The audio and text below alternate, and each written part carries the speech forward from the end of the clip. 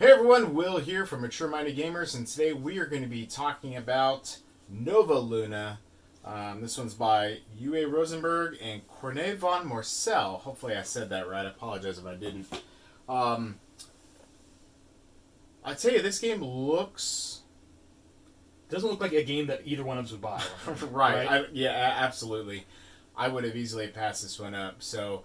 is this one that you should pick up and play based on that decision for the art, or should you pass it on by? Let's go to the table and take a look. So setup for Nova Luna is fairly simple. You're going to set up your moon track with a marker as well as several face-up tiles in each of the slots. And this game comes with a pile of these tokens. I mean, just a whole bunch of them. After you've set it up and you've got your thing set up here, you're going to place your player tokens on this top track here. The first player is going to decide one of these three tiles to be able to take. What they could do is they can take one of the tiles that is 3 away from the current marker token. So let's say they want to go and they want to take this tile and place this in their tableau. They take this, put it in the table in front of them, and then they're going to advance their time marker 5 spaces. So they're going to take their player marker here, the one on the top, and they're going to move it 1, 2, 3, 4, and 5. 1, 2, 3, 4, and 5. There we go. So this goes here. The next player that is the furthest back along the track from the start there is going to decide one of the next 3 to be able to take. Okay? If there was one missing, then they would again take from the next 3. So let's say this player wants this one. So we're going to take that one, place it on the table in front of them. Fairly simple. You keep going around. One of the actions you could take, let's say there is only 2 of these left, like so. And they've taken that one, or they've taken that one. What you're going to be able to do then is you can either decide to take one of these 2 tiles here, or you can decide to go ahead and place new ones out. Kind of refills the moon track. That is actually fairly simple. And this will just continue all the way around until everything is filled up.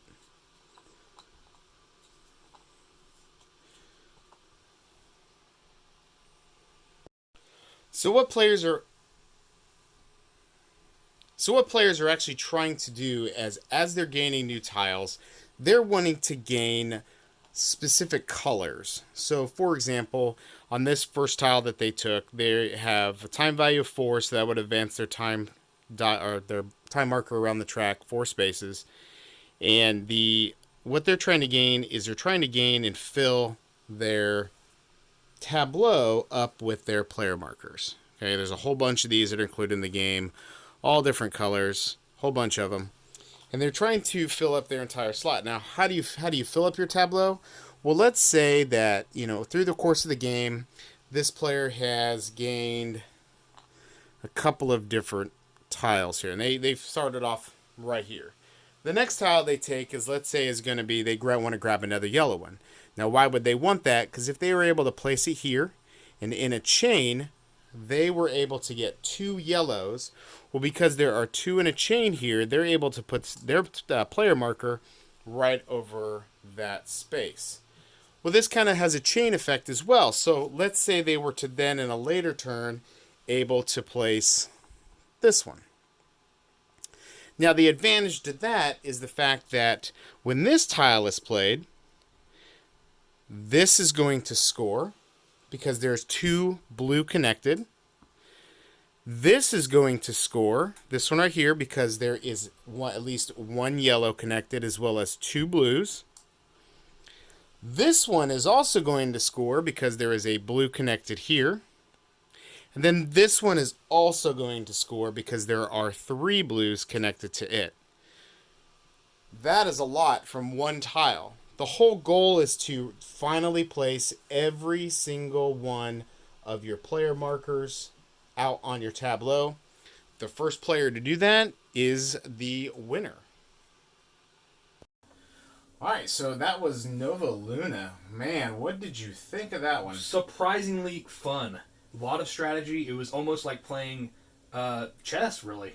I mean, when you're trying to figure out how to chain things and plan your moves ahead of time, and then, your opponents can dictate, well, they moved that too far ahead, so now I can't do what I had planned, or they stole the tile piece I needed.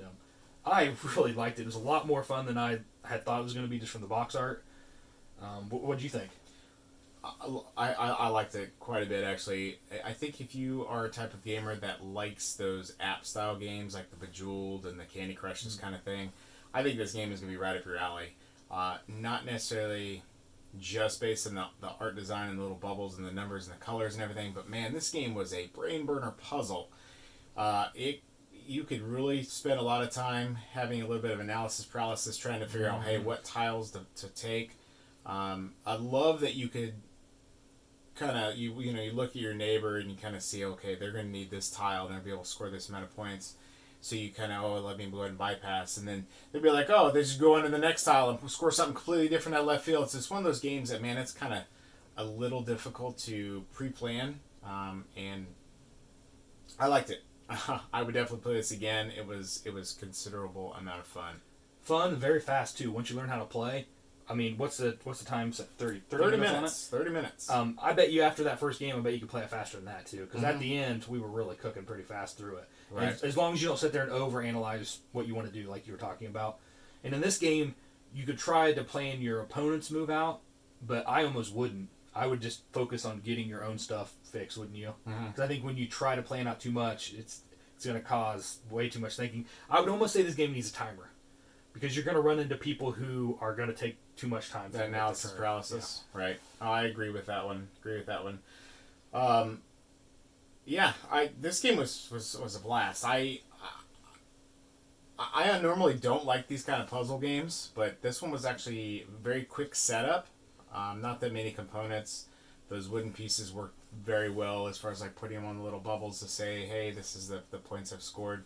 There's a couple times that I was doing my turns and I noticed that, I didn't realize I scored this one, and I just had to had a marker down. I mean, because there's so many little, once you get the tableau built up a little bit, there's so many different options and things to score.